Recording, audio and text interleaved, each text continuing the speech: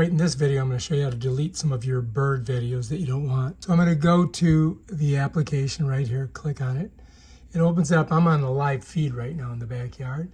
So what I want to do is I want to go to the library, brings up all of these videos, and you may have some that you want to keep, some that you don't want to keep.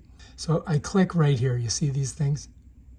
Gives me the bubbles. I hit select all, and then I can go ahead and deselect all if I want. Let's say I don't want to do that. Let's say I just want to get rid of that one. I could do that, and I could go delete, and I could delete it. Or if I wanted to, I could go here, click, there, go to select all, and I could delete all of them, or I could download them.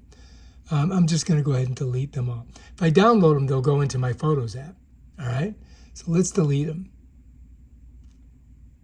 Bam, they're gone. Now I just cleared up my my lens, and we're right back to our live feed in our backyard. All right, if you like this video, subscribe to my channel and check out my other awesome video on my smart bird feeder and security camera. See how it covers the whole backyard? It's awesome. Peace out.